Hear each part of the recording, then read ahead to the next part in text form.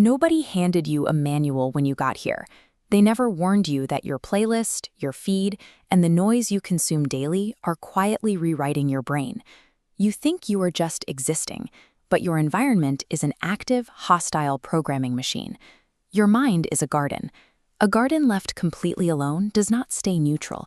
It grows whatever the environment provides. Weeds take over. Insects arrive. If you refuse to be the gardener, the algorithm steps in and does the gardening for you. Sound is a physical vibration. Every note hits your ear and cascades directly into your neurochemistry. The music industry knows exactly how to trigger your nervous system, mass-producing tracks obsessed with loss and betrayal to keep you trapped in that frequency. Hollywood narratives amplify this state by glorifying the socially awkward hero who wins without ever doing the work to develop competence. By framing sacrifice as stupidity and charisma as fakeness, they teach young men that social skill is a trait of the antagonist.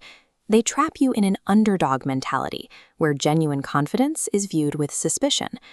The default cultural environment is a highly sophisticated machine designed to harvest your attention, keep your mental architecture fragile, and guarantee your permanent stagnation. I learned this through fire. Back in 2023, on the streets of Lagos, my own system crashed. A betrayal completely dismantled my plans for Sneakers Fest. The foundation crumbled in real time. I stepped out of the game entirely to do the internal work a noisy environment prevents. In that silence, the invisible rules everyone else follows blindly finally became visible. Extreme heat reorganizes molecular structure into something much denser. Surviving that pressure leaves you with a quality that does not burn. I call this the metal dragon, a tested internal weight that cannot be shaken because it was forged when everything else was stripped away. You do not survive a betrayal by trying to heal back into the naive person you were before. You use the heat of that betrayal to permanently burn away every false direction. To execute that internal work, every single decision has to pass through one strict filter. I ask a single question. Does this choice move me closer to my goals or drag me away? Reject the standard scarcity mindset. When you stop treating money as a finite resource and start treating it as a byproduct of structural value, your income decouples from your time. It flows as a continuous loop. Look at the multiplier effect inside the build channel. This is how you escape the myth of blind labor. True operational efficiency relies on scaling your ideas through AI leverage, multiplying the output without destroying your own cognitive resources. But that leverage is useless if your attention baseline is shattered. Managing your time means nothing if your brain has been recalibrated to expect a dopamine hit every 10 seconds. I treat my digital environment like an extension of my own mind. That requires the unfollow practice. I remove any account or input that does not explicitly serve the specific person I am becoming. Wealth generation is impossible without this step.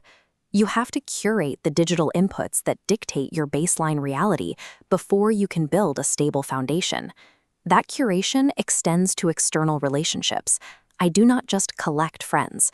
I forge strategic alliances built on mutual benefit and a precise shared direction. Some people consistently reduce your clarity. Their presence drains the cognitive resources you need for building, pulling you toward complaint and stagnation. Proximity to that frequency costs too much to maintain.